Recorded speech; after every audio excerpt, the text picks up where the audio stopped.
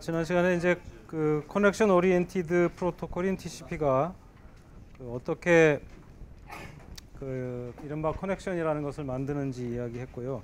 그 커넥션이라는 게 어떻게 정의되는지 잠깐 이야기를 했는데, 정리하자면 양쪽이 그 세 가지의 값에 대해서 합의한 상태, 그것이 커넥션이 맺어진 상태라고 우리가 생각하면 되겠습니다. 세 가지라고 하는 것은 각 데이터 채널에 대해서, 다시 말하면 하나의 커넥션은 서로 방향이 다른 역방향의 두 개의 데이터 채널로 이루어지는데, 그 데이터 채널 각각에서 정의되어야 할 세 가지 값이 있었죠. 그래서 맨 처음이 이제 이니셜 시퀀스 넘버라고 하는, 처음에 그 시퀀스 번호를 어떻게 줄 거냐 하는 것이죠. 처음에 0번이나 1번이 아니고 거의 임의로 선택한 듯이 보이는 그런 이제 32비트 값이 됩니다. 그 시퀀스 번호라고 하는 것하고, 그 다음에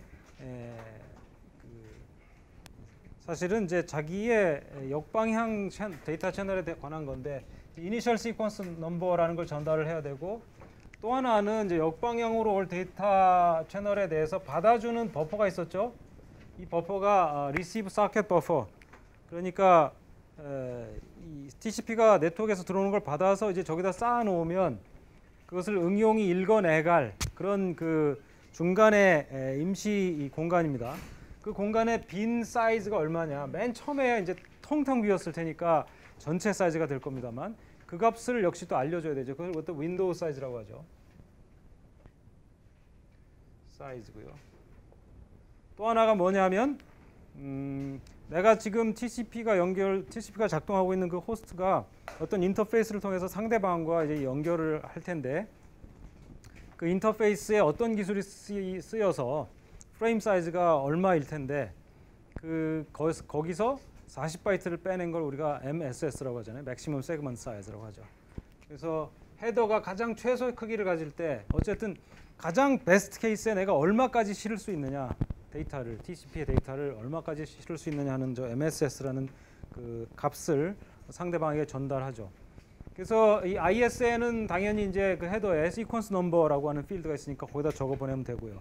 윈도우 사이즈도 윈도우 사이즈라는 필드가 있습니다. 그래서 윈도우 사이즈를 16비트 값으로 해서 넣어서 보내고요.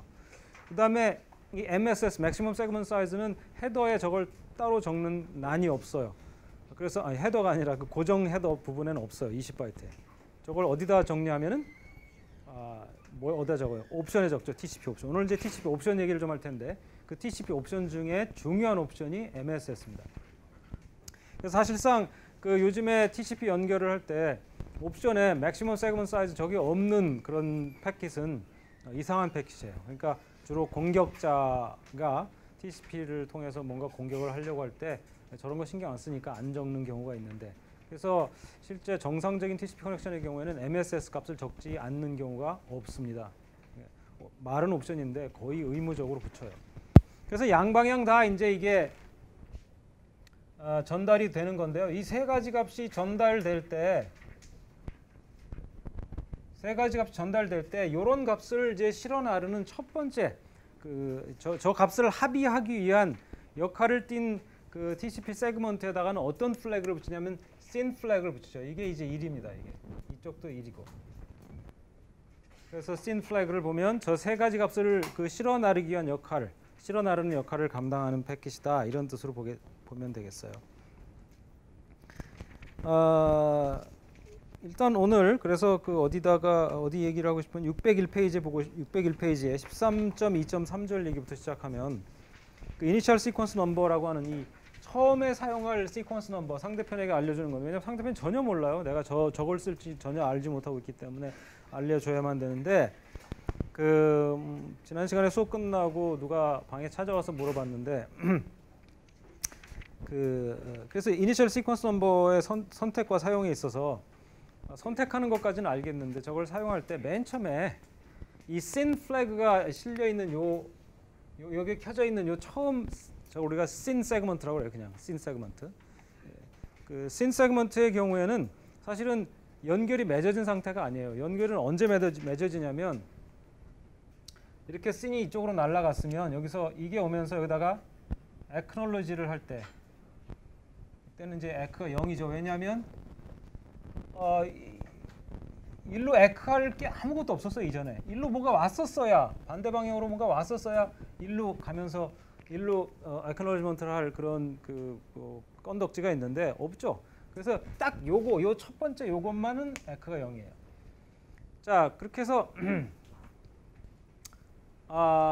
이제 요 첫 번째 패킷이 나가게 되는데요. 요 씬이 켜져 있으면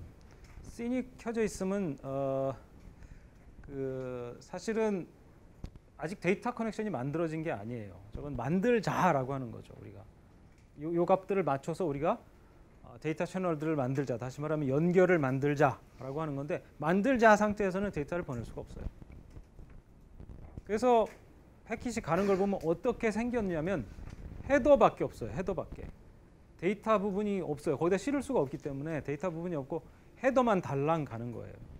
물론 그 헤더는 옵션까지 달려 있을 수 있죠. 이런 애를 실어야 되니까 옵션은 있지만 옵션도 여전히 헤더의 일부죠. 그래서 헤더만 가요. 그렇게 생겼어요. 근데 헤더만 가는데 데이터가 1바이트도 안 실려 있는데, 지난 시간에 이야기하기를 시퀀스 번호라고 하는 것이 데이터 바이트 각각이 가지는 일련 번호라고 했거든요. 근데 데이터가 안 실려가는데 웬 시퀀스 번호가 저기 적혀 있는 거예요, 도대체.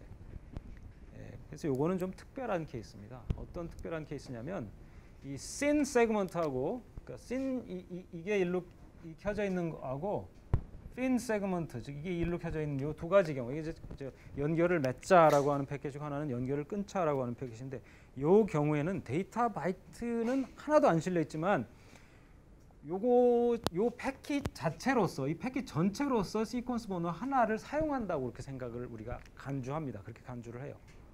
그러니까 첫 번째 이니셜 시퀀스 번호는 사실은 누가 쓰는 거예요? 내가 보내기 시작하는 첫 번째 데이터 바이트가 아니라 이 헤더만 달랑 가는 얘가 쓰는 거예요. 저 전체로서 하나의 시퀀스 번호를 사용해요. 그러니까 이니셜 시퀀스 번호는 실은 처음에 가는 이 씬 세그먼트의 번호예요. 씬 세그먼트가 고유하게 받는 번호예요. 그럼 이제 이때부터 연결이 드디어 다 맺어져서, 정상적으로 맺어져서 첫 번째 바이트를 실은 실제 데이터가 잔뜩 들어가 있는 그런 세그먼트가 날아갈 때는 이제 이 이니셜 시퀀스 번호보다는 하나 더 큰 번호부터 시작해서 번호를 붙이겠죠. 그래서 데이터들이 쭉 늘어서 있으면 이 맨 처음에 있는 놈은 시퀀스 번호가 ISN 플러스 1이에요.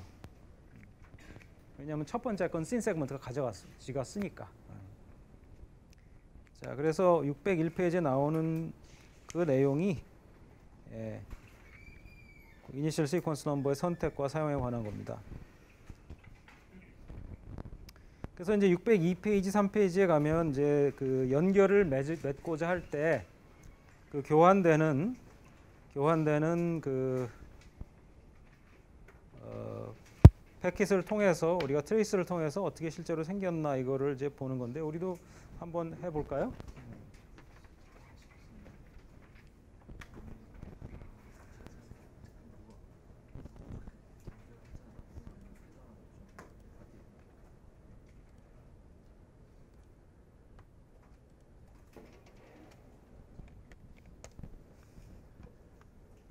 우리가 TCP로 필터를 켜놓고 맨 처음에 어디로 돼 있는지 모르겠는데 구글로 돼 있어요. 이거 페이지 딱 열렸죠. 그 사이 이만큼 왔다 갔다 하는데요. 구글 쪽에 페이지를 열기 위한 패킷들이 왔다 갔다 했습니다. 맨 처음에 어떤 일이 일어날지 보죠. 여러분 보시면 아시겠지만 여기에 TCP라고 돼 있죠. 밑에서 좀 끌어올려야 되겠다.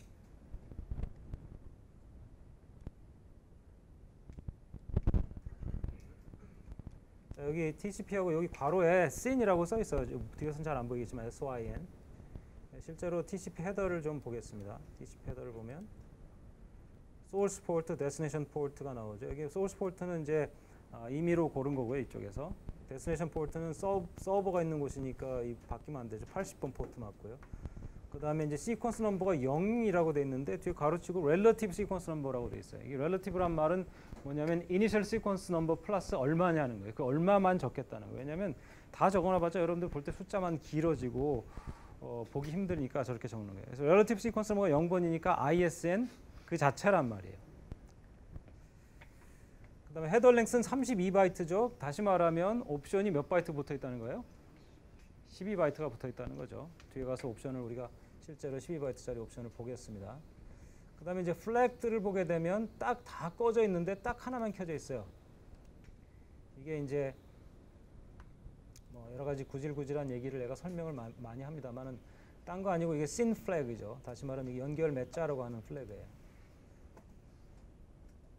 그 다음에 윈도우 사이즈가 8192라고 돼 있어요. 8192. 이제 원래는 이게 이제 8KB, 윈도우 사이즈가 8KB. 여기에 요 빈 공간이 처음 애초에 8KB다 그 말이에요. 예? 여기 8KB.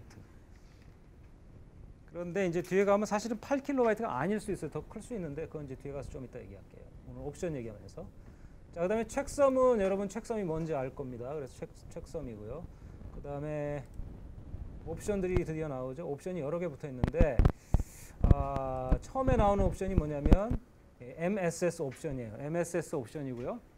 MSS 옵션뿐만 아니라 다른 옵션들 TLV 포맷을 그대로 따릅니다. TLV 포맷이 뭔지 알죠? 타입이 먼저 나오고 길이가 나오고 그다음에 실제 그 옵션의 값이 나오는 겁니다. 그래서 여기서는 뭐 kind, length, value 이렇게 돼 있습니다만 뭐 전에 우리가 TLV라고 했던 type, length, value 그것과 같은 이야기죠. 그래서 2번 옵션이 MSS Maximum Segment Size 옵션을 뜻하고요. length가 4인데 이 length는 앞에 타입과 length를 가리키는 각각 1바이트까지 다 합친 겁니다. 그러니까 실제 값은 여기 2바이트에 여기 표현되는 거예요. 그래서 MSS 밸류가 1460이라고 돼 있죠. 1460이라고 돼 있으면 대강 여러분은 뭐라고 알아들으면 돼요, 이거? 요 인터페이스가 지금 이더넷이구나. 이더넷이 1500바이트고 그래서 미니멈 사이즈의 헤더들을 빼고 나면 IP 20바이트, TCP 20바이트 빼고 나면 다시 말하면 옵션 안 달려 있는 애들을 빼고 나면 40바이트 빠지니까 1460이 남습니다. 그래서 MSS가 160으로 1460으로 돼 있죠. 그래서 우리가 이 세 조각 연결을 맺기 위한 세 조각의 정보를 다 보내줬어요. 자, 시퀀스 넘버 물론 여기 relative 값으로 지금 와이어샤크가 이렇게 적어놨지만 원래는 아니에요. 다른 16비트 값이죠. 그래서 그거 그다음에 윈도우 사이즈 그다음에 MSS 요 세 가지를 실어 나릅니다. 뭐가? 요 씬 세그먼트, 씬 플래그가 세팅되어 있는 요 특별한 머리밖에 없는 세그먼트가 헤더밖에 없어요. 데이터는 못 실어 나르게 돼 있어요. 그다음에 이제 다른 옵션들이 있는데 이 뭐 NOOP라고 하는 NOP가 자주 눈에 띄죠. 이 NOP라고 하는 옵션은 특별한 옵션으로 1바이트짜리 옵션이에요. TLB에서 T만 딱 나오면 그냥 그걸 그래서 1번 옵션인데 요거는 그 빈자리 채우기용 옵션이에요. 이게 헤더의 길이를 4바이트 단위로 세기 때문에 4바이트 단위로 센다고 하는 것은 4의 배수로 그 옵션 부분이 끝나지 않는다고 하면 거기다 우리가 패딩을 붙여야 된다는 걸 의미합니다. 그래서 이 경우는 이제 패딩이 3바이트가 붙어야 돼요. 그래서 여기 하나 붙고 또 하나 또 옵션 나오면 또 붙고 이렇게 해야 되죠. 그다음에 이제 이 noop라는 요 옵션은 어디 붙어도 상관없어요. 4바이트 얼라인만 시켜줄 수 있으면 앞에 붙어도 되고 뒤에 붙어도 되고 다 상관없어요. 왜 상관이 없냐면 이게 TLB 포맷이기 때문에 그래요. 파싱할 때 아무 어려움이 없어요. 저 noop가 어디 등장하든지 저게 지금 우리가 이렇게 보니까 다 구별되어 보이지만 실제로 이렇게 여러분이 들여다보면 0101, 1010 뭐 이렇게밖에 안 돼 있거든요. 그걸 쭉 읽어 나오면서 어디까지가 이번 옵션이 여기서 끝나고 다음 옵션 또 어디까지고 이거 끊어가면서 파싱을 할 때 쉽지 않죠. 그런데 이제 저 TLB 포맷으로 돼 있으면은 타입이 나오면 어떤 타입이다.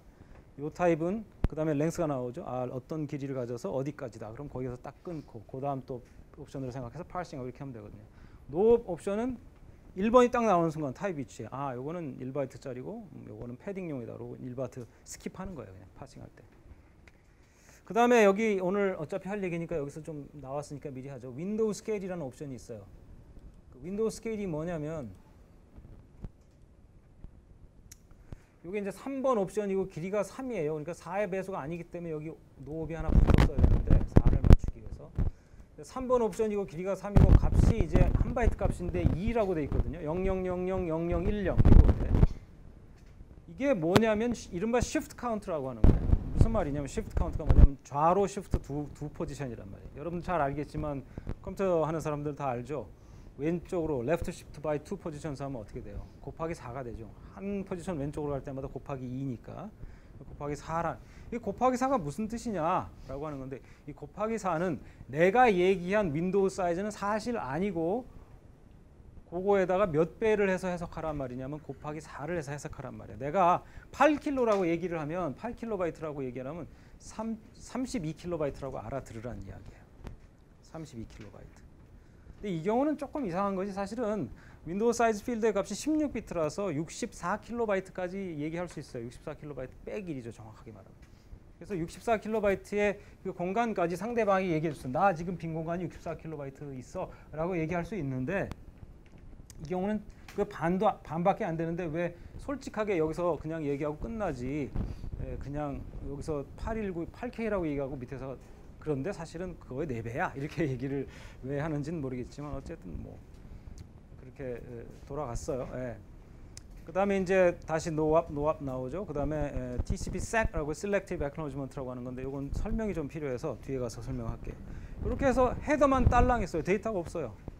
데이터만 딱 데이터 없고 요게 이제 씬 세그먼트의 어떤 내용이 됩니다. 그 다음에 604페이지에 가게 되면 자 이런 씬 세그먼트를 날려서 연결을 맺자라고 했단 말이에요. 연결을 맺자라고 했으면 원래 진행되는 순서는 이 씬 세그먼트가 날아간 다음에 이 씬 에크 플래그들이 같이 켜져 있는 이른바 씬 에크 세그먼트가 와요. 그러니까 이쪽 데이터 채널에 대해서 데이터 이 세 가지 값을 전달하고 또 이쪽 방향으로 세 가지 값을 전달하고 그 다음에 요 씬을 또 요 에크는 어디서 온 거냐면 요 씬에 대한 에크인데 요 씬에 대한 에크가 또 있어야 되니까 역방향으로 이제 에크 패킷이 한번 감으로써 이게 이제 완성이에요. 이렇게 되면은 이제는 연결이 맺어지게 되거든요. 실제로 우리가 이 구글 웹사이트 들어가는 거 어떻게 얘가 했나 봅시다. 그러면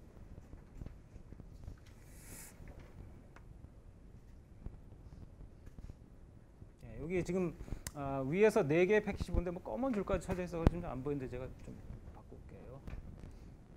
자, 하나, 둘, 셋, 4개인데 왜 4개냐 그런데 하나는 잘못 끼어든 거예요. 이건 왜냐하면 구글 웹페이지를 열 때 연결 하나 가지고 하는 게 아니라 여러 개를 열거든요.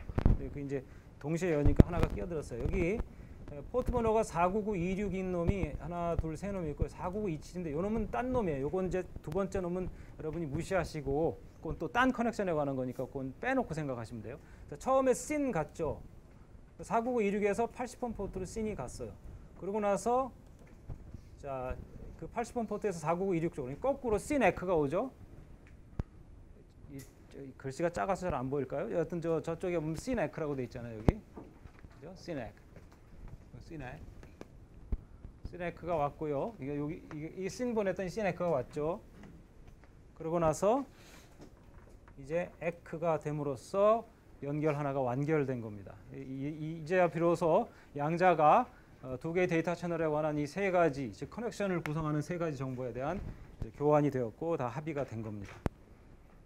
자, 이렇게 해서 연결이 맺어지는데 때로 여러분은 웹서핑을 할 때 어떤 페이지 URL을 클릭을 했는데 연결이 안 되고 상당히 오래 지체되는 걸 경험할 때가 있어요. 그죠?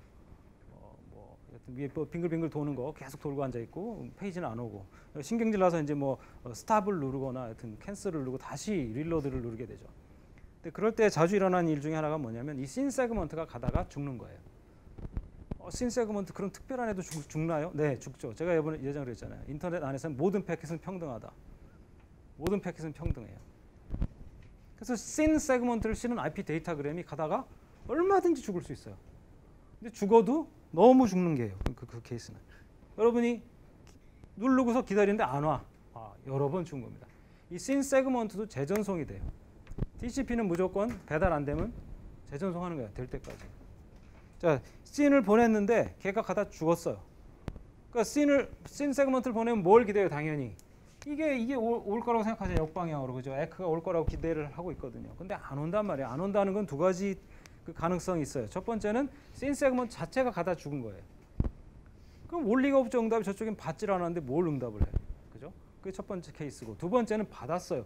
받았는데 그걸 이제 받았고 이거에 대해서 응답해서 보냈는데 얘가 죽을 수 있잖아요. 오는 애가 죽을 수가 있죠. 그죠?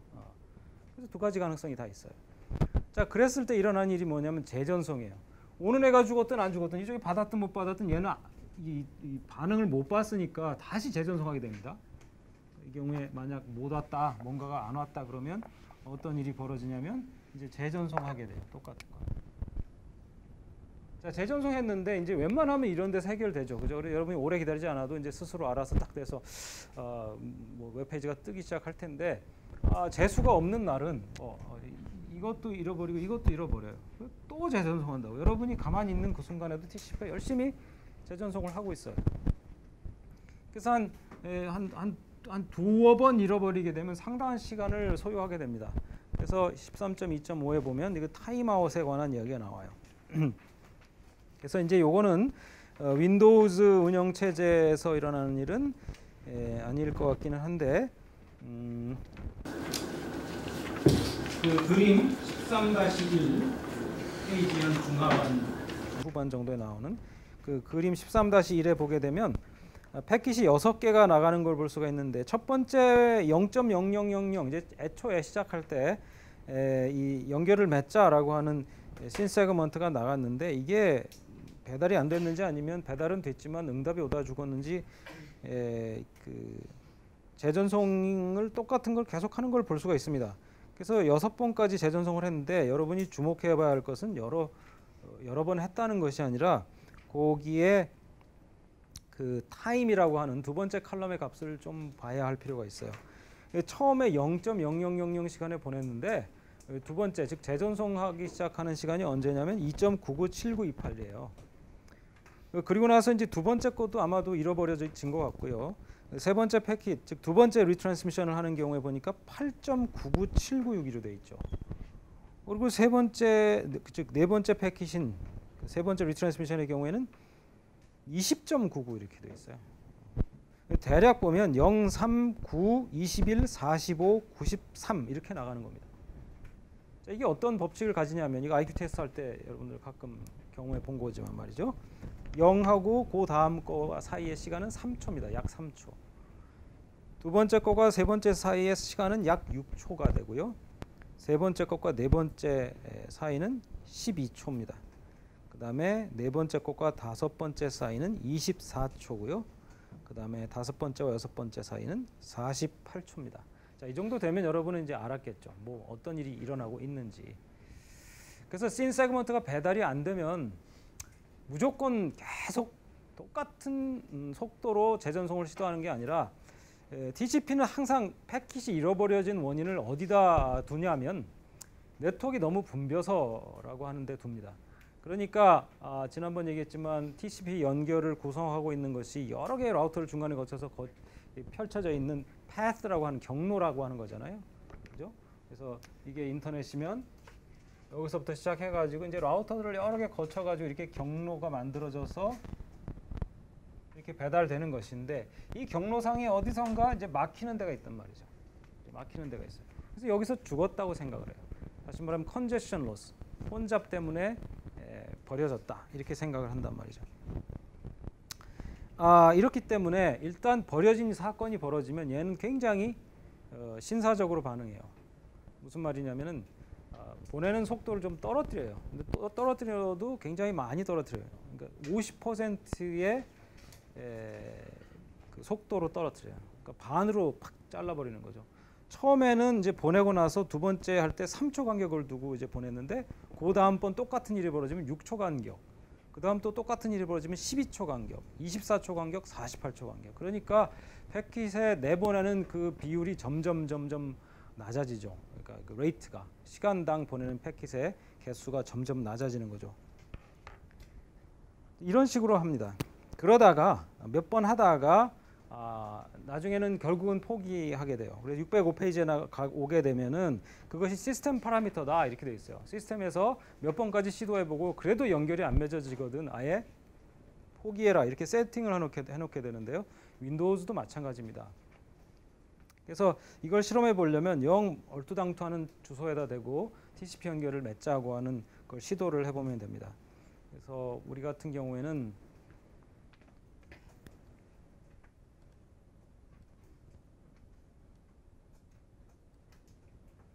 TCP 연결을 맺자고 해놓고 뭔가 자꾸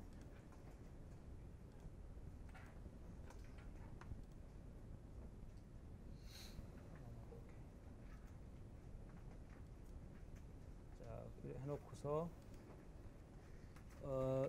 텔넷이라는 프로그램을 사용하면 예전에 이게 이제 리모트 터미널 명령이었는데 TCP 연결을 만드는 걸 테스트해 보면 할 수 있어요.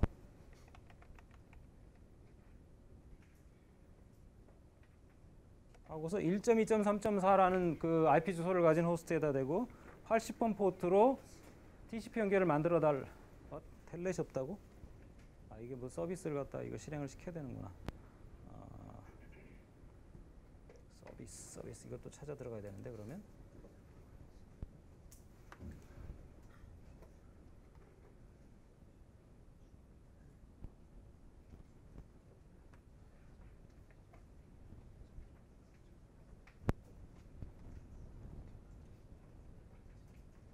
그럼 이렇게 할 필요가 없이 그냥 바로 여기서 얼토당토 하는 데를 찾아가 보죠. 1.2.3.4로 가자고 해보죠.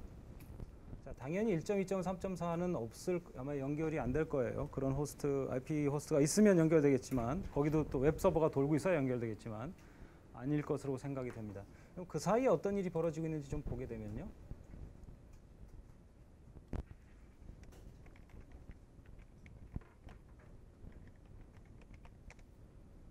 어떤 일이 벌어지고 있는지 봅시다. 여기서도 몇 개의 패킷이 나가고 있는 걸 볼 수가 있어요.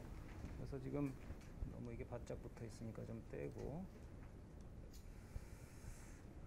자, 그래서 TCP 연결을 맺으려고 씬 세그먼트가 계속 보내어지고 있는 건 알 수가 있죠. 163.152.162.39라고 하는 우리 호스트에서 1.2.3.4를 향해서 패킷이 지금 나가고 있는데요.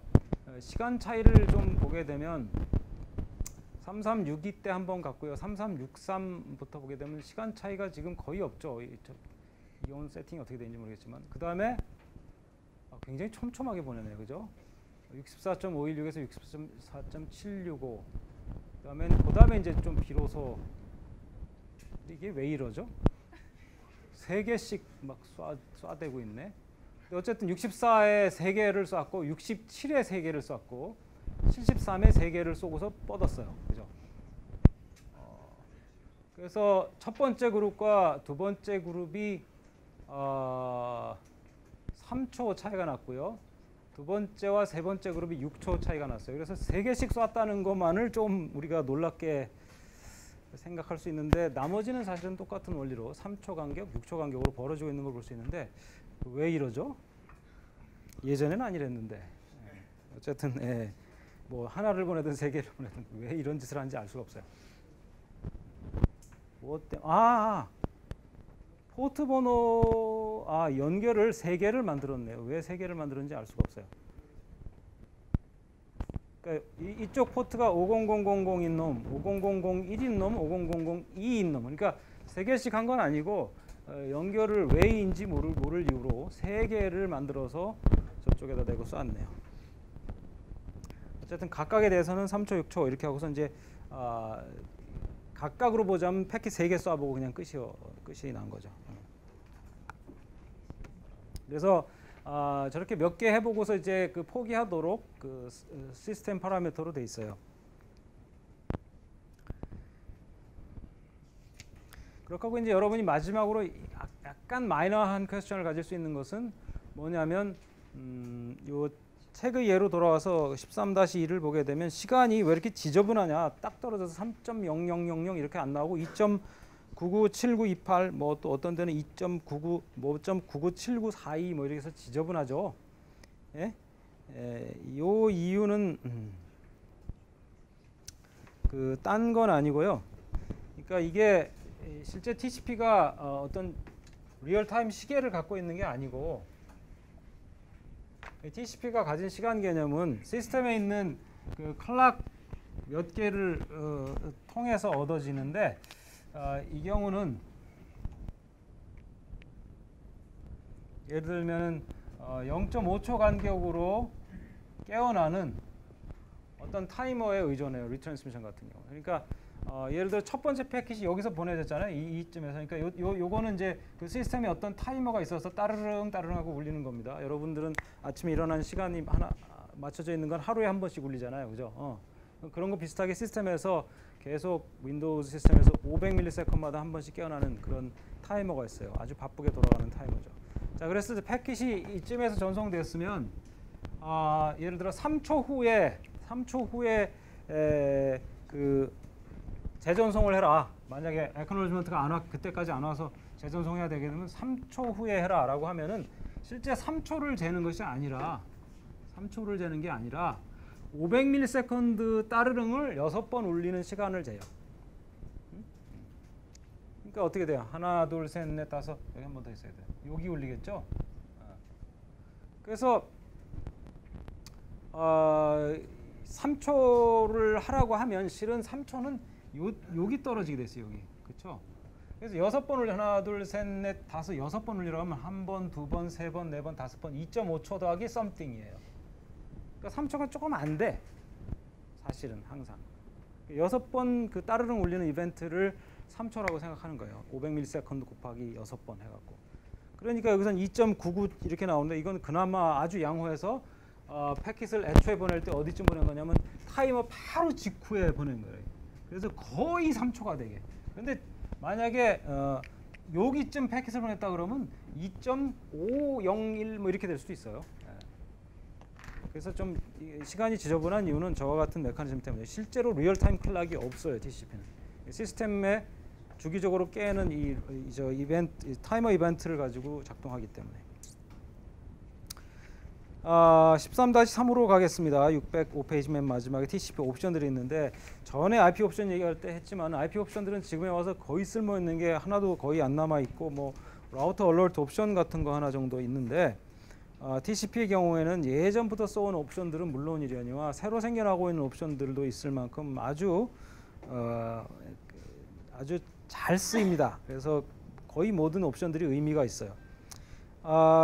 606페이지 그 테이블 13-1에 가보면 그 옵션들이 쭉 나오는데요. 다행히 아주 많지는 않아요. 굉장히 많다 그러면 뭐 외우는 것도 골치 아플 텐데 아주 많지는 않습니다. 처음부터 볼까요? 먼저 이제 그 TLV의 포맷으로 생각해 본다 그러면 T에 해당하는 것이 왼쪽 칼럼 kind인데 0번 옵션이 end of option list에서 end of list EOL이에요. 거의 쓰이는 걸 본 적이 없어요. 그 다음에 이제 제일 많이 쓰이는 옵션이 1번 옵션인데 그게 NOP, No Operation이죠. 이거는 패딩용이 1바이트짜리. 그래서 헤더가 4바이트의 배수로 얼라인이 되어야 되기 때문에 이제 남는 칸이 있으면 그거를 그만큼 한 개 혹은 두 개 혹은 세 개를 끼워 넣으면 됩니다. 그 끼워 넣는 위치는 아무 상관이 없어요. 맨 뒤에 세 개를 몰아 넣어도 되고 중간중간 하나씩 이렇게 장식용으로 박아 놓듯이 박아 넣어도 되고 아무 상관이 없어요. TLV 포맷이기 때문에 파싱하는데 전혀 문제가 없습니다. 그 다음에 이제 2번이 MSS 옵션이라고 해서 우리가 연결을 구성하는 세 가지 값 중에 하나라고 했고 특별히 이건 항상 필요한 겁니다. 씬 세그먼트의 경우에는. 그 다음에 이제 3번이 윈도우 스케일 옵션이라고 하는 건데 윈도우 스케일이라고 하는 게 뭐였냐면은 아까 얘기했죠. 사실 그 TCP 헤더에 있는 16비트 값으로는 맥시멈 해봤자 대략 64KB 정도까지밖에는 자기 버퍼에 대한 이 소개를 할 수가 없어요. 상대편에다. 나는 텅텅 비었을 때 64KB 여기까지밖에 얘기를 못해요. 그럼 나는 좀 더 속도를 내고 싶어서 버퍼를 120KB나 128KB나 뭐 심지어 1MB나 잡으면 어떻게 전달하란 말이에요. 상대편한테 내가 그 정도 빵빵하게 지금 버퍼가 있다.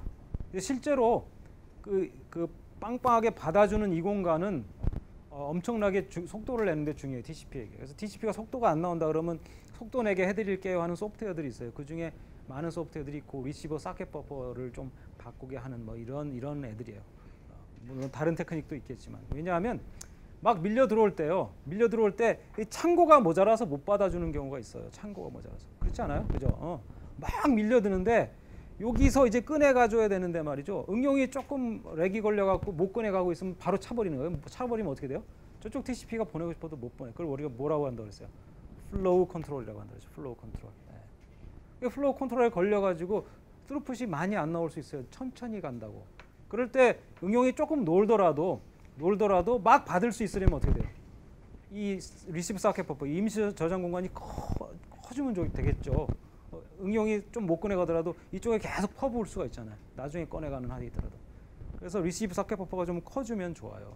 근데 TCP 표준에 의거하면 64KB 이상은 안 되기 때문에 만약에 그거보다 더 크게 잡고 싶으면 이 윈도우 스케일 옵션을 쓰면 돼요. 그래서 헤더에 실제 윈도우 사이즈 필드에는 뭐라고 쓰여 있든지 곱하기 얼마를 해라 라고만 써주면 되는 거 옵션에다가.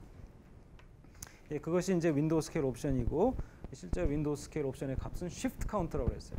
왼쪽으로 몇 번 shift에 해당하는 값이기 때문에 거기 예를 들어 5라고 써 있으면 5배를 하라가 아니라 32배를 하라는 뜻입니다.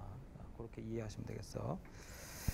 그 다음에 4번 옵션이 이게 비교적 최근이라 봤자 한 10여 년 된 건데 SEC permitted라고 되어 있는데 SEC이라고 하는 것이 selective acknowledgement라고 하네요. selective acknowledgement. 이 selective acknowledgement라고 하는 것은 사실 설명하기가 아주 쉽지는 않은데요. 어떤 뜻이 되냐면 TCP가 in order delivery를 하기 때문에 만약에 중간에 이빨 빠진 애가 생기게 되면 어떤 일이 일어나는가 하면 그 이빨 빠진 애 뒤로 들어오는 애들은 리시브 사켓 버퍼로 못 들어가요. 왜? 거기 일단 들어가 버리면 응용이 언제든지 꺼내갈 수 있는 것이야. 그래서 응용이 혹시 꺼내가 버리면 어떻게 돼요? 아웃 오브 더 딜리버리가 일어나잖아요. 그죠? 그런 일을 막으려면 이빨 빠지고 온 애들, 다시 말해서 이빨 빠진 애가 나중에 오게 될 때 순서가 역전되게 만드는 그런 애들은 따로 리어셈블리 버퍼 쪽에 갖다 놔요. 그러니까 또 다른 버퍼가 있어서 걔는 거기로 쫓겨나 있어. 그래서 이빨 빠진 애가 들어오기까지 거기서 대기하게 되는데, 그런데 이빨이 여러 군데 빠질 수 있어요. 하다 보면. 그래서 줄줄줄 흘러 들어오는데 여기까지는 인오더예요. 근데 이빨이 빠지고 또 한동안 제대로 순서가 들어오다가 이건 아직 안 왔어요. 또 빠지고 또 한동안 들어오다가 또 빠지고 이렇게 들어올 수 있어요. 예, 이게 이론적으로 충분히 가능하고 실제로도 가끔 일어나는 현상인데. 자, 그래서 이 빠진 이빨이 1번, 2번, 3번 있는데 이 애들은 불행히도 저쪽 리시브 사켓 버퍼로 못 들어가고 재조립 버퍼 쪽으로 돌려가서 저쪽에서 대기 중이에요. 자, 그런 상황에서 이 셀렉티브 애크놀리지먼트라고 하는 것이 어떤 정보를 전달해 주느냐 하면 실제로 여기서 여기까지는 배달이 되었다라고 하는 정보를 전달을 해줍니다. 여기서 여기까지 배달된 애들이 이런 애들이 있어라고 하는 거를 전달해줘요. TCP 원래 헤더, 고정 헤더 부분에는 그걸 전달할 공간이 없어요. 거기에는 acknowledgement 번호 하나 들어가요. 하나. 그렇죠? 어디까지 받았다. 근데 어디까지가 무슨 어디까지야? 연속으로 받은 것이 어디까지다. 연속으로 받은 것이 어디까지냐면 여기까지 무사히 잘 받았다고 하면 여기까지예요. 여기까지. 그러니까 이거 이빨 빠지고 나서 얘를 받으면 acknowledgement가 얘에 관한 게 나가는 게 아니라 뭐가 나간다고 그랬어요? 이 마지막 포인트가 x라고 그러면 얼마가 나가? x 플러스 1이라고 나가요. 그러니까 계속 얘를 받아도 얘를 받아도 얘를 받아도 얘를 받아도 이 빠진 게 메꿔지기까지는 계속 노래 부르는 거예요. x 플러스 1 주세요. x 플러스 1 주세요. x 플러스 1 주세요. x 플러스 1 주세요. 네, 이거 올 때까지. 이거 마침내 저쪽이 깨달았어. 저거 이빨 빠졌구나. 저거 갖다 죽었구나. 재전송. 그래서 다시 재전송 해와서 딱 메꾸게 되면은 어떻게 돼요? 이게 메꿔졌어. x 플러스 1 노래를 부르다가 실제로 x 플러스 1로 시작되는 그 세그먼트가 와서 메꿔졌다. 그러면 그때부터는 또 무슨 노래를 부르겠어요? 여기가 마지막으로 y였으면 얘가 와도 y 플러스 1 주세요. y 플러스 1 주세요. y 플러스 1 주세요. y 플러스 1 이렇게. 무슨 말인지 알겠죠? 자, 이렇게 할 때 원래 selective acknowledgement가 없다고 하면은 그것만 보여. x 플러스 1 주세요. x 플러스 1 주세요라고 하니까 얘들의 운명을 모르는 거예요. 여기 실제로 이빨 빠진 거 뒤에 간 애들이 죽었는지 살았는지의 정보가 전혀 없어. 여기까지만 받았다고 요것만 노래 불러대고 있으니까 이거 엄연히 도달을 했는데 그걸 모르고 있는 거야. 샌더는. 그러니까 저거를 어떻게 하게 돼요? 쓸데없이 재전송할 수 있습니다. 쓸데없이 재전송할 수 있어요. 그래서 요걸 막기 위해서 리시버에 비록 리시브 사켓 버퍼까지는 아직 못 들어갔어요. 이거 순서가 지금 안 맞기 때문에 못 들어가고 대기하고 있지만 어쨌든 리시버에 도착했다고. 다시 말하면 샌더가 재전송할 필요는 없는 애들이란 말이에요. 자, 그런 거를 정보를 추가적으로 주기 위해서 TCP 헤더의 옵션 부분에다가 Selective Acknowledgement 옵션이라는 거를 붙여가지고 이거 있으니까 다시 보내지 마. 이거 내가 지금 다 들고 있거든. 네가 또 보내면 그건 쓸데없는 짓이야. 중복된 작업이야. 쓸데없는 두 번 일을 하는 거예요. 그러니까 이거 알려주는 게 Selective Acknowledgement. 이 selective란 말은 찝어서 얘기할 수 있단 말이에요. 선택적으로 요거 주세요. 그리고 요거 주시고 아니 거꾸로지. 요건 있으니까 요거 주시고 다음엔 요거 주시면 돼요. 이렇게 찝어 얘기할 수 있는 거예요. 오케이? 그런데 Selective Acknowledgement에 관련된 게 두 개가 있죠. 4번하고 5번. 실제로 이 정보 이 불연속 블락이 뒤에 어디서부터 어디까지 있다고 하는 이 정보는 5번 옵션에 실제로 실려가는 거고요. 4번 옵션은 이 피처를 쓸 거냐라고 하는 거예요. 이 피처를 나는 쓸 것인가 말 것인가를 상대편에게 알려주는 거예요. 그래서 내가 Selective Acknowledgement Permitted라고 내가 해서 상대편에게 보내면 상대방도 화답을 하면서 자기도 Selective Acknowledgement 쓰겠다.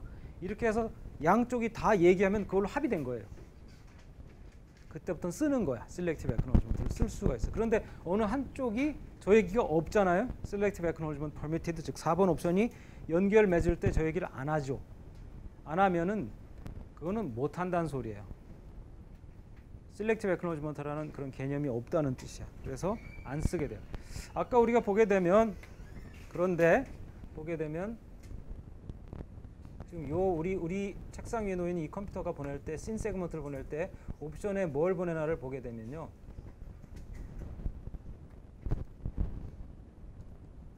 잘 보일지 모르겠는데 Selective Acknowledgement를 어떻게 한다고 그래요? Permitted 옵션 이렇게 true라고 되죠. true. 그러니까 요즘에 이 근대라고 하는 것은 최근 10년 이전까지예요. 컴퓨터 역사에서는. 근대에 와서는 Selective Acknowledgement를 모두 다 쓰는 게 기본이에요. 저걸 안 쓸 이유가 없거든요. 왜냐하면 저거 쓰면은 스루풋이 잘 나와요. 왜? 쓸데없는 일을 안 하기 때문에. 이거 다시 보내는 시간에 이거 보내면 여기까지가 있거든. 그렇죠?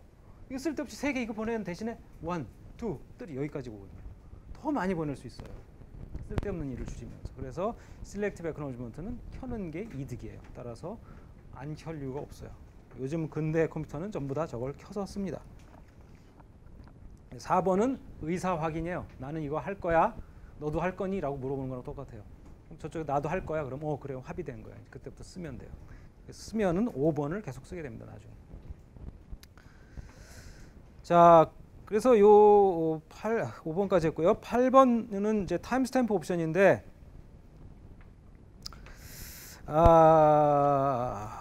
요 타임스탬프 옵션은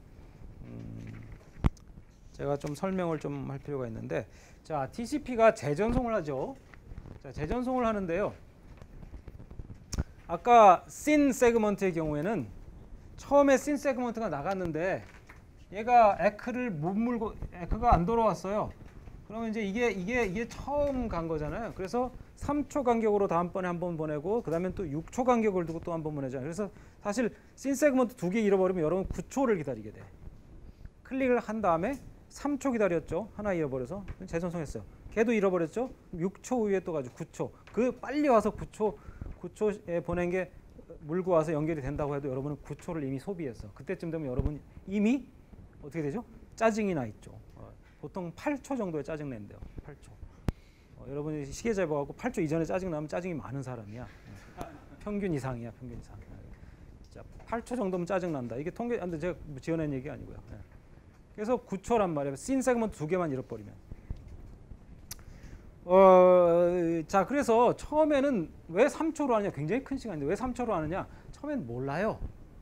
왜? 뭘 모른다는 거야? 얘가 갔다가 올 시간 정도가 됐는지 안 됐는지를 알 수가 없어요. 왜냐하면 처음 가봤거든요. 이게 처음 가보는 패킷 아니에요. 처음에 연결을 맺읍시다. 어디 있는지 알 거면 미국에 있는지 한국에 있는지 영국에 있는지 뭐 프랑스에 있는지 일본에 있는지 알 수 없는 서버를 향해서 보내놓고서 얼마 갔다 오는지 모른다고요. 여러분들 퇴촌까지 갔다 오는데 얼마 걸려? 모르지? 가봤어야 알지. 가봤어야 아는 거예요. 얼마나 걸리는지.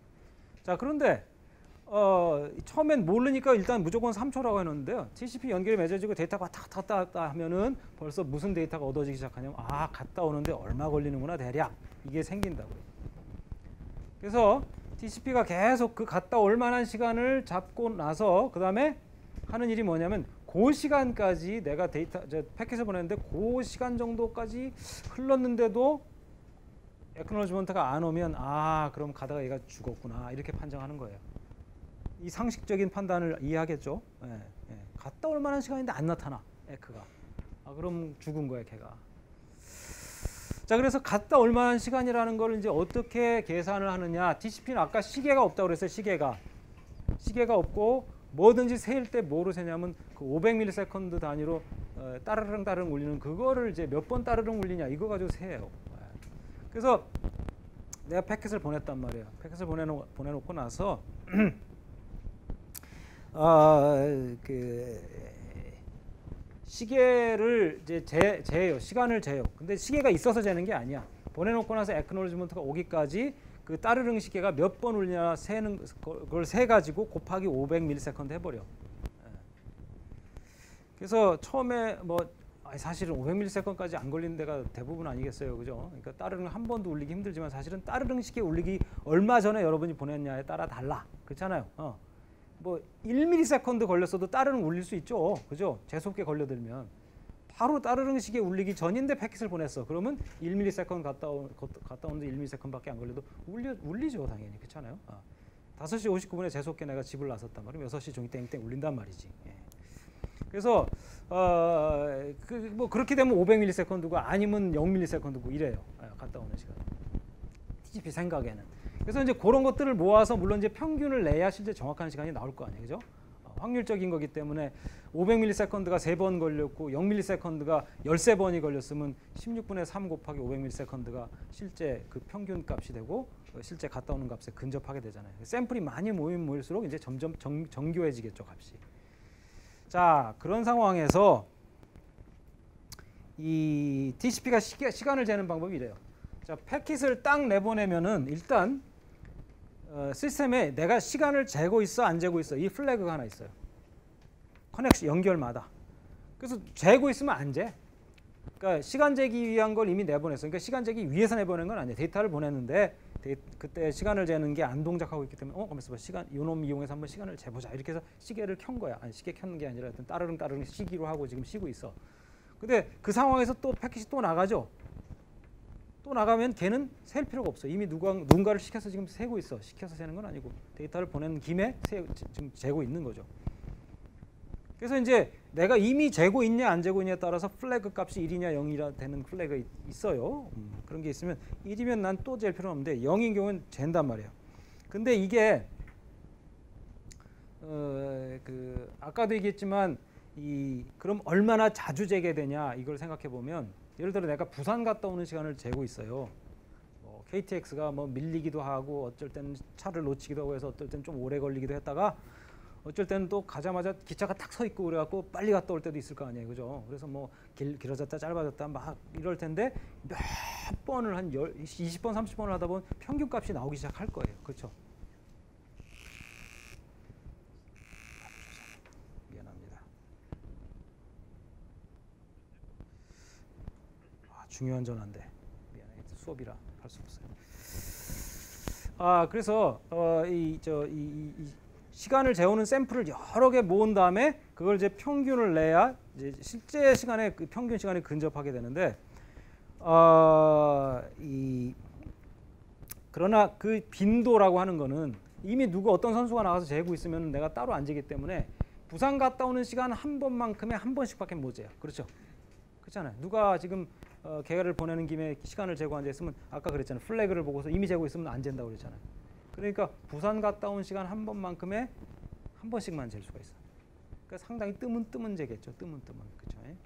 그래서 그게 이제 TCP의 기본 동작 모드인데 TCP에서 이 타임 스탬프 옵션이라고 하는 걸 쓰게 되면 말이죠. 어떤 일이 일어나냐면 그 정밀도는 똑같아요. 후진 정밀도는 똑같아요. 500ms 단위로 따르릉 몇 번 세갖고 곱하기 500ms. 이 무식한 짓은 똑같은데 다만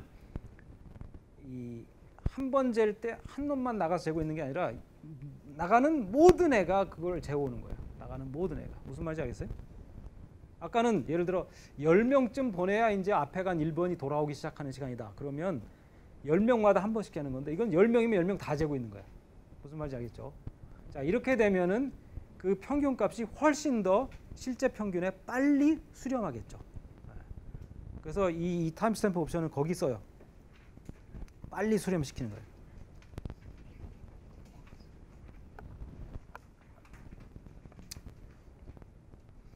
네, 그래서 여러분은 그 정도까지 하시면 될 것 같아요. 28, 29번은 아주 최근에 이제 정의된 것인데요. 이거 그냥 넘어갈게요. 그래서 여러분 어디까지 얘기가 됐냐면 609페이지도 넘어갔고요.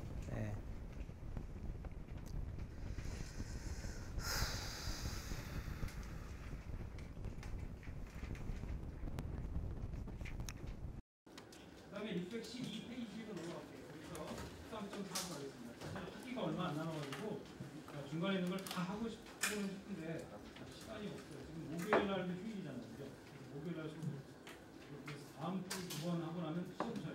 와, 빨리빨리 해요. 미안하지만 오늘은 질문을 제가 좀 안 받을게요. 빨리 진도를 좀 나갈게요.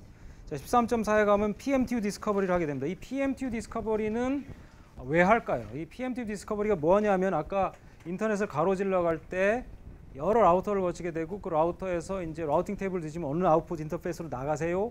이게 나올 텐데 거기로 나가면은 그 아웃풋 인터페이스가 사용하는 이제 링크 레이어 기술을 타고 한 링크를 건너가야 되는 것이고 그 타고 건너갈 때 프레임에 실려가잖아요. 그 링크 기술에 의해서 만들어진 프레임에 그 짐칸의 IP 데이터그램이 실려서 간단 말이에요.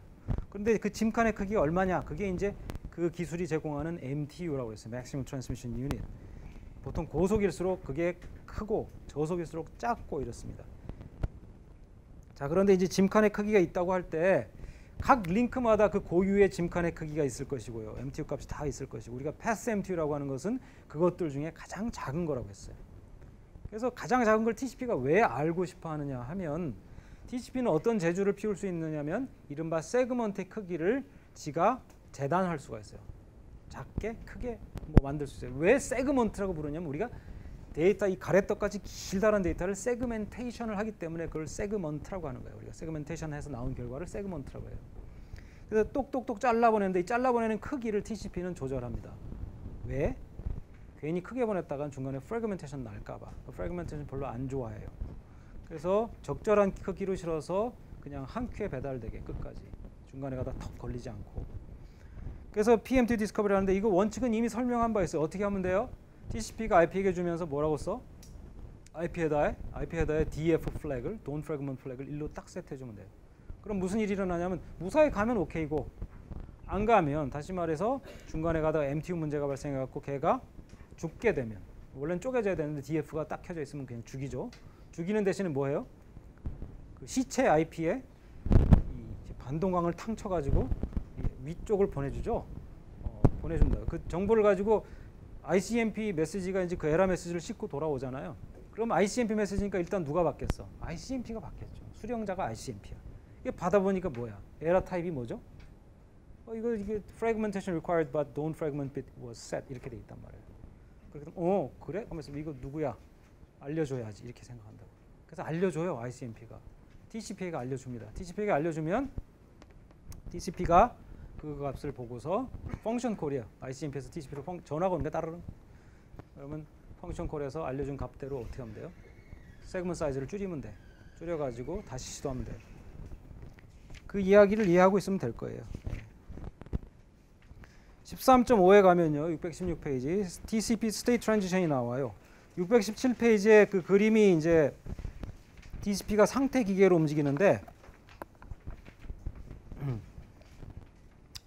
여러분이 주목해야 할 것은 사실은 그 굵은 화살표로 연결되는 플로우예요. 얇은 화살표로 되어 있는 것은 정상적인 케이스가 아니에요. 그래서 맨 처음에 시작되는 거는 맨 위에 있는 클로즈드 상태인데 아직 연결이 오픈되어 있지 않고 클로즈된 상태에서 맨 처음에 클라이언트가 이제 씬 세그먼트를 서버 쪽으로 보내겠죠. 우리 연결 맺읍시다. 서버가 먼저 하는 일은 없어요. 자, 클라이언트가 먼저 맺읍시다라고 해서 그 굵은 화살표에 레이블이 어떻게 붙어 있냐면은 send 땡땡 씬 이렇게 돼 있죠. 이게 이제 클라이언트에서 일어나고 있어요. 지금 이 일이.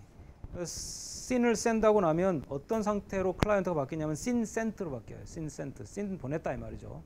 자, 보내고 나서 뭘 기대하고 있는가 하면 그 굵은 화살표를 또 쫓아가 보죠. 그 receive 해놓고 씬 플러스 에크가 돼 있어요. 이게 서버 쪽에서 씬 플러스 에크가 오기를 기대하고 있었던 거예요. 그래서 실제로 온다 그러면 그 밑에 있는 established란 상태로 가게 되는데 그때 아웃풋이 send 땡땡 에크 이렇게 돼 있어요. 그러니까 서버 쪽으로 에크 보내는 거죠. 그러니까 씬 보내고 씬 에크 받고 다시 에크 해주면 연결이 맺어지고 연결이 맺어진 상태를 우리는 established 상태라고 합니다. 그래서 establish는 말 그대로 채널이 established 된 거야.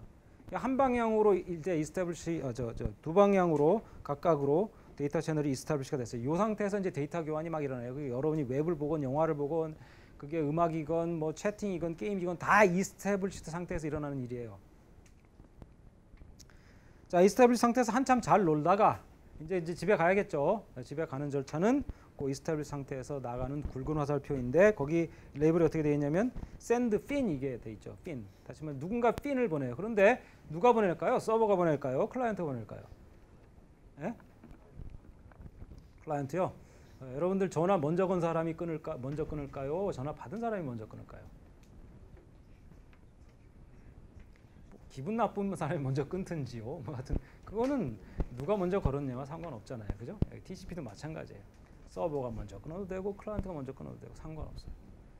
거는 건 클라이언트가 걸어요. 그렇지만 끊는 건 서버도 끊고 클라이언트도 끊습니다. 전화 거는 걸 생각해 보시면 쉽게 이해하실 거예요. 자, 그래서 누군가 먼저 끊겠다고 fin이라고 하는 플래그가 세트가 되어 있는 세그먼트를 상대편에게 날리면 fin wait 1 상태에 들어가요. 그 fin wait 1 상태에서 원하는 건 뭐냐면 이거예요. 자, 내가 fin 날렸어요. fin 날렸으면 이 fin에 대한 echo가 와요. 자, 그러면 이 끊자 그러자 하면은 이쪽 데이터 채널이 끊어진 거예요. fin 방향으로 나간 데이터 채널이 끊어진 거예요. 저쪽으로는 더 이상 데이터 못 나가요.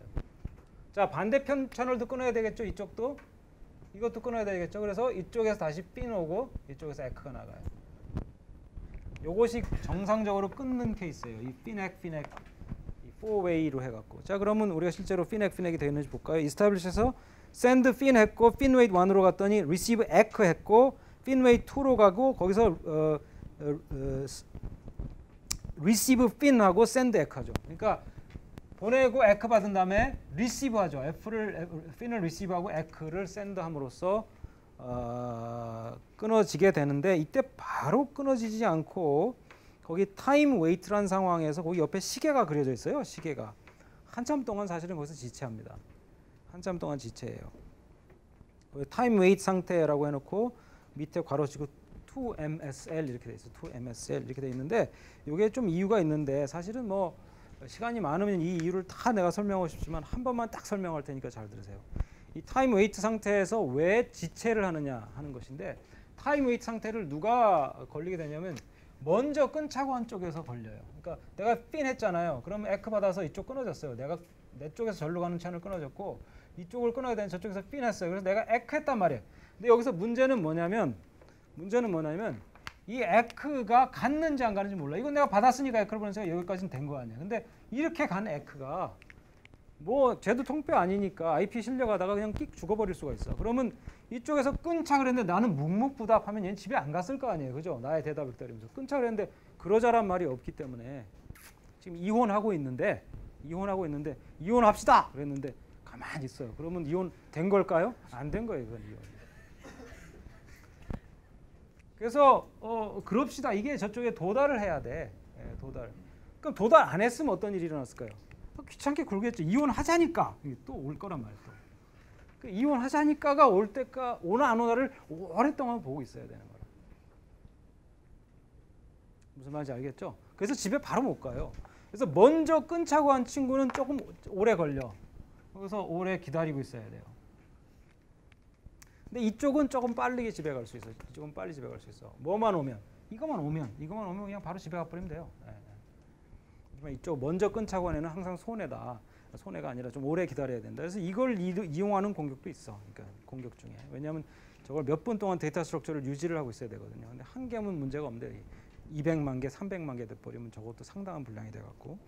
자, 뭐 그런 공격도 있었는데 어쨌든 그래서 거기 타임 웨이트 상태가 있는 것이고요. 그래서 일부 서버들은 서버가 먼저 끊고 싶은 경우가 있어요. 자, 클라이언트가 덤벼 들어가고 자료를 달라고 그랬고 다 줬어. 그래서 클라이언트가 끊자 그러면 좋겠는데 정말로 다 줬는지 안 줬는지 원래 요청한 URL에 해당하는 데이터를 다 줬는지 안 줬는지 서버만 알아요. 서버만 알기 때문에 서버가 이제 먼저 끊어야 되겠죠. 원리상 서버가 먼저 끊는데 서버가 먼저 끊으면 무슨 일이 벌어지냐면 이게 서버가 이게 2MS라는 게 예를 들면 1분, 2분에 해당하는 시간 굉장히 긴 시간이거든요. 그동안 이 데이터 스트럭처를 쥐고 있어야 되는 서버가. 근데 서버는 원래 상대하는 친구가 100만 개, 200만 개 이렇게 될 수도 있어요. 그렇기 때문에 아까도 얘기했지만 그 너무나 부담이 크죠. 그래서 요 때 쓸 수 있는 대안이 뭘까요? 정상적으로 이렇게 끊자 얌전하게 이게 신사적으로 하지 않고 어떻게 하면 되죠? 모든 걸 다 그냥 폭파시켜버리고 싶으면 쓸 수 있는 방법이 하나 있었어요. 뭐죠? TCP의 플래그 그 중에 뭐가 있었어요? 리셋 플래그가 있죠. 리셋. 리셋이면 그냥 한 방으로 다 해결돼요. 네. 리셋. 법정으로 갈 필요가 없어요. 이거는 이혼할 때. 네. 아주 극단적인 방법을 쓰는 거지. 그래서 리셋을 할 수도 있어요. 그래서 서버들 중에 아주 게으른 서버들은 혹은 바쁜 서버들은 리셋을 날려버리고 가버립니다. 네. 그 2MSL에 대해서는 사실은 좀 더 심오한 이유가 있어요. 그런데 설명하려면 굉장히 긴 얘기인데 그 얘기까지는 안 할게요. 이게 그러면 진도 못 나가. 자, 그래서 그 2MSL의 또 다른 이유가 하나 있는데 그 얘기는 제가 이 코스에서는 하지 않기로 하고요. 625페이지에 13.6 리셋 세그먼트 얘기가 나왔으니까 잠깐만 얘기하고 봅시다.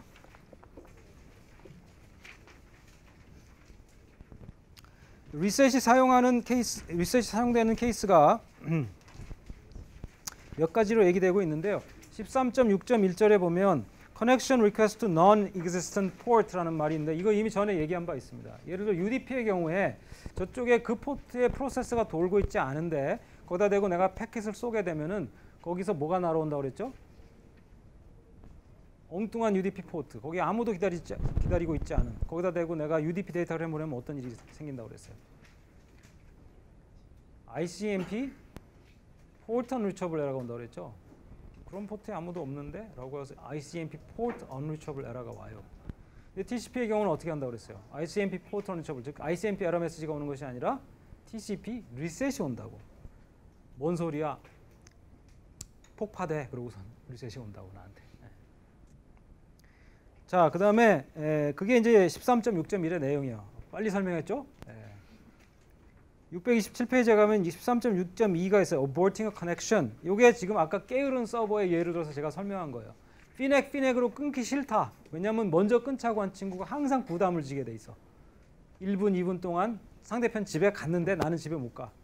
왜냐? 만일을 몰라서 대기하고 있어야 되기 때문에. 자, 그런 경우에 간편하게 커넥션을 끊어버리는 방법. 상대편에게 리셋을 날려버리는 겁니다. 약간 위험해요. 약간 리셋을 날리는 것은 약간 위험할 수 있어요.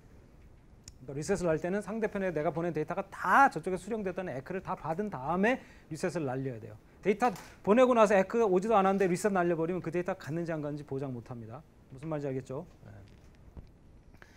628페이지에 가게 되면 half open connection이란 말이에요. half open connection. 이 half open connection이라고 하는 게 뭐냐면요. 이 TCP에서 이 half자란 말이 들어가는 게 두 개 있는데 half closed란 말이 있고 half open이란 말인데 이 두 가지가 전혀 다른 얘기예요. TCP에서 half closed란 말은 뭐냐면 아까 요거 끊을 때 커넥션 끊을 때 한쪽만 끊어져 있는 상태, 즉 요거 아직 안 끊어졌을 때 요거 아직 안 돼갖고 요거 이쪽 데이터 채널 멀쩡히 살아있죠. 그럼 두 개의 채널 중에 한 놈 죽고 한 놈 살았으니까 반만 산 거잖아요. 그죠? 요거는 half closed예요. 반만 닫혔다고 얘기해요. 반만 닫혔다. 그 반만 열린 거는 그 반만 닫힌 거나 반만 열린 거나 똑같은 얘기 아니야. 전혀 다른 얘기예요. half open은 어떤 뜻이 되냐면 요거는 TCP가 데이터 채널 두 개 중에서 하나만 닫았다는 뜻이 아니고요. TCP가 이게 두 개가 있는데 연결이라고 하는 게 상당히 논리적인 거 아니겠어요? 이게 실제로 무슨 전기가 저 구리선으로 연결돼서 찌릿찌릿한 게 아니란 말이에요. 그러니까 상대편이 그냥 갑자기 그 동네가 미국에서 정전돼가고 퍽 해서 컴퓨터가 갑자기 꺼져버리면 끽 소리도 못해. 나한테 아무 오는 게 없어요. 그 저쪽은 나는 열렸다고 생각하는 거야 아직까지. 그 데이터 교환이 안 일어나는 상황에서는 당연히 저쪽이 죽었는지 살았는지 아직 난 모른다고. 그래서 이제 그런 걸 방지하기 위해서 가끔 TCP는 어떤 짓을 하게 되냐면 상당한 시간이 흐른 뒤부터는 툭툭 상대편을 찔러보게 돼 있어요.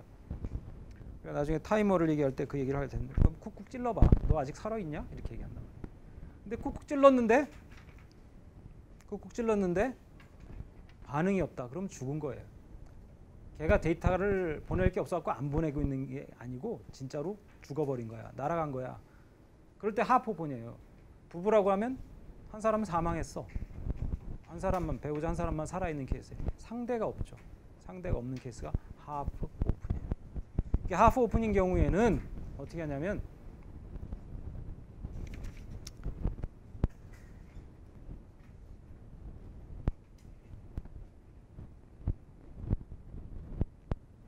내가 지금 거짓말을 하고 있는 건 아니겠지.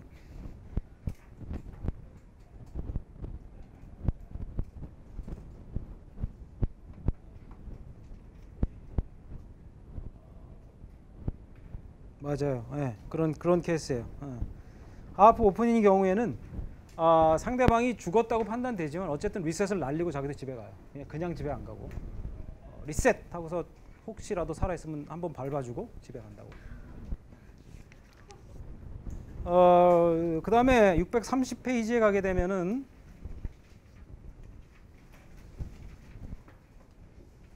이게 그거다.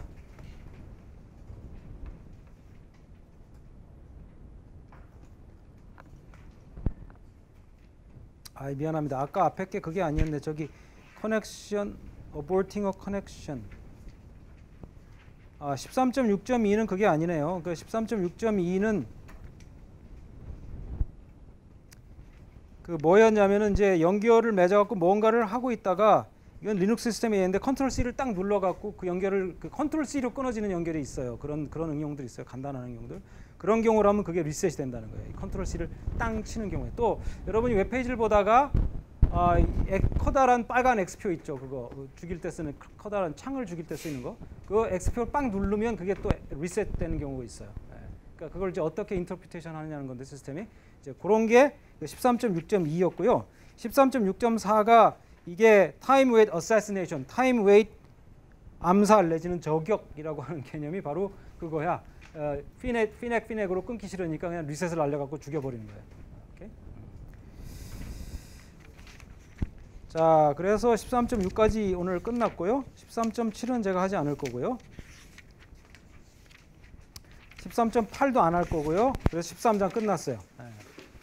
다음 시간에는, 다음 주 화요일에는 14장 TCP 타임아웃 앤 리트랜스미션 쪽 할 거고, 15장 뭐 이렇게 나가겠다. 그래서 다음 주 화요일 날 다시 계속하겠습니다.